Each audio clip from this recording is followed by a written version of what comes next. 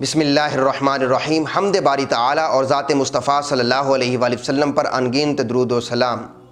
ماہ رمضان المبارک کے اندر اللہ تعالی نے امت مسلمہ کو جو انعامات عطا فرمائے ہیں وہ انعامات پہلی امتوں کے پاس نہیں تھے۔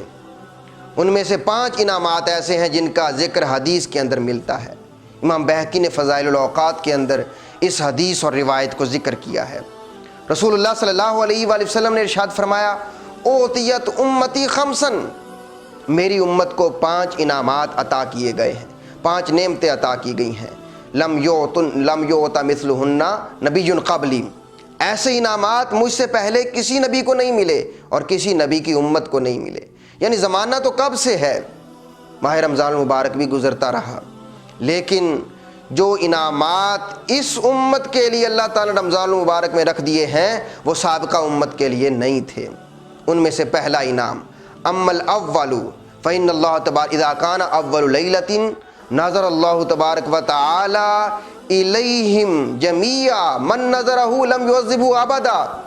حضور صلی اللہ علیہ وآلہ وسلم نے ارشاد فرمایا، پہلا انعام یہ ہے کہ جب رمضان المبارک کی پہلی رات ہوتی ہے اللہ تعالیٰ اپنے بندوں کو محبت اور رحمت کی نظر سے دیکھتا ہے، اور اللہ تعالیٰ من نظرہ، جسے اللہ تعالیٰ ایک بار محبت اور رحمت سے دیکھ لے، لم یعذبہ ابدا، پھر اللہ تعالیٰ اسے عذاب میں مبتلا نہیں کرتا، اسے پھر عذاب نہیں دے گا۔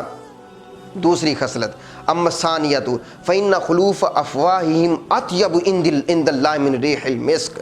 حضور نے فرمایا دوسرا انعام جو اس امت کو رمضان المبارک میں ملا ہے وہ یہ ہے کہ روزہ دار کے جو منہ کی خوشبو اور تعفن ہوتا ہے، یعنی روزہ رکھنے کی وجہ سے پچھلے پہر جو ایک سمیل اور تعفن پیدا ہو جاتا ہے وہ اللہ تعالیٰ کو خوشبو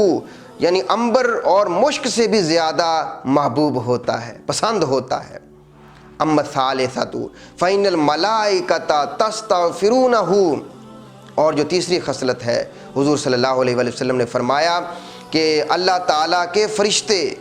مسلمانوں کے لیے، مومنین کے لیے فی کل یوم و لیلۃ، ہر دن اور ہر رات استغفار کرتے ہیں، اپنی بے گناہ زبانوں سے وہ مغفرت طلب کر رہے ہوتے ہیں امت مسلمہ کے لیے، ایک دن کے لیے نہیں، ہر دن اور ہر رات میں فرشتے اس امت کے لوگوں کے لیے استغفار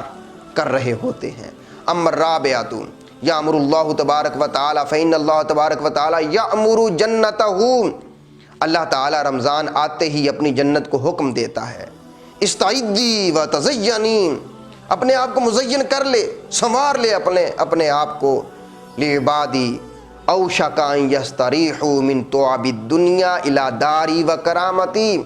کیونکہ میرے بندے دنیا کی تکالیف سے تھکے ماندے آئیں گے، تجھ میں آرام کریں گے، مشقت برداشت کر کے آئیں گے، پیاس جھیل کر وہ آئیں گے، وہ تیرے اندر آ کر استراحت کریں گے، اس لیے تو اپنے آپ کو سجا اور اپنے آپ کو مزین کر۔ اور آخری انعام جو حضور صلی اللہ علیہ وآلہ وسلم نے ذکر فرمایا وہ یہ ہے کہ اذا کان آخر لیلۃ غفر اللہم جمیعا، جب رمضان المبارک کی آخری رات ہوتی ہے، جنہوں نے بھی اس مقدس مہینے کا احترام کیا ہوتا ہے، اس کے تقاضوں کو پورا کیا ہوتا ہے، تو اللہ تعالیٰ ان سب کی مغفرت فرما دیتا ہے۔ صحابہ نے عرض کی، یا رسول اللہ صلی اللہ علیہ وسلم اہی لیلۃ القدر، کیا وہ لیلۃ القدر ہے جس میں سب کی مغفرت ہو جاتی ہے؟ تو رسول اللہ صلی اللہ علیہ وآلہ وسلم نے فرمایا کہ جس وقت کوئی مزدور مزدوری پوری کر لیتا ہے اس وقت اسے اجر دیا جاتا ہے، ایسے جس وقت رمضان کا مہینہ پورا ہوتا ہے لیلۃ القدر کی برکات اپنی جگہ، لیکن یہ انعام جس وقت رمضان کا مہینہ پورا ہوتا ہے اس بندے کے لیے ہے جو رمضان میں اللہ تعالیٰ کے احکامات کو بجا لاتا ہے، اللہ تعالیٰ اسے انعام کیا دیتا ہے؟ اس کی مغفرت ہو جاتی ہے، اس کی بخشش ہو جاتی ہے۔ موسم اچھا، پانی وافر، مٹی بھی زرخیز ہے، جس نے اپنا کھیت نہ سینچا وہ کیسا دہقان۔